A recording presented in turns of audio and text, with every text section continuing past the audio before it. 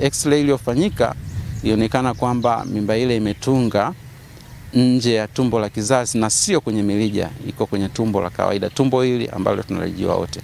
Mama ambaye ana miaka 55 amekuwa ana watoto, amezaa mara 9 na watoto walio hai ni watoto 6.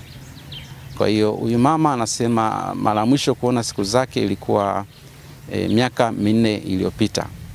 Kwa alikuja kwetu na historia ya tumbo kujaa ambayo ilikuwa linaongezeka kadiri muda unavyoenda, na anasema kwa miezi miwili ya kwanza alikuwa anasikia mapigo ya moyo ya mtoto kama kawaida, lakini baada ya hapo hakuweza kusikia mapigo ya moyo.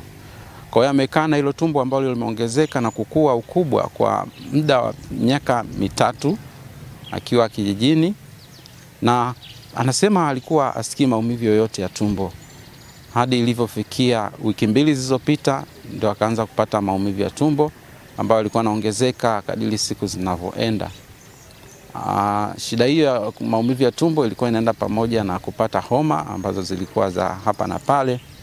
Ndipo alipoenda hospitali ya Kahama, na hospitali ya Kahama wakamrufaa kuja kwetu. Kwa hivyo tulipofika kuja kwetu tukafanya vipimo kama tulivyosema, tulirudia kufanya ultrasound na tulifanya X-ray ambazo zote zilionyesha kwamba kuna uwezekano mkubwa huyu mama akawa na ujauzito ambao umetunga nje ya tumbo la kizazi. Tulifungua, lakini baada ya kufungua tukakuta kwamba mimba ile ilikuwa imetungwa kwenye yai la kuria au na kitaalamu tunaita ovarian ectopic pregnancy. Kwa hiyo baada ya hapo ikabidi tutoe ovary kwa sababu ilikuwa imeshika na kitoto, na baada ya hapo mama akawa yuko vizuri na anaendelea vizuri. Kwa kama nilivyosema, nasema hii ni changamoto ambazo zinatokea mara chache, ambayo inaweza kutokea mmoja kati ya wakina mama 7,000 waliojifungua.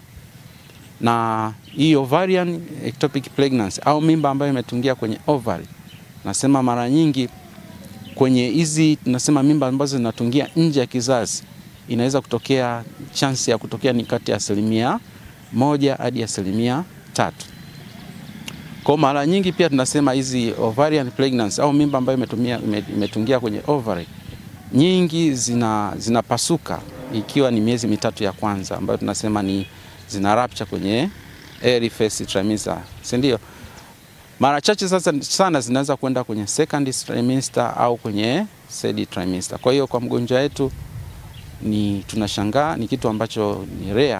Nasema ni asilimia chache, asilimia kama 3 au asilimia 4 zinaweza zika mimba kwenye ovary ikakua ikafikia hadi umri wa kufanya nini, wa kujifungua.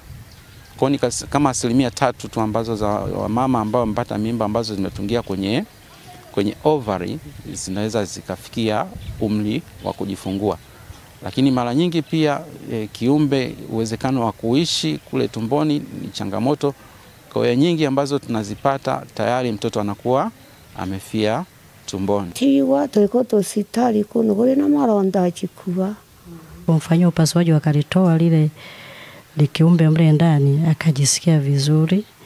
Na toka juzi alikuwa anasikia vibaya, lakini leo toka amemwondoa ile mpira aliyokuwa nayo anajisikia vizuri, na leo amelala usingizi mzuri.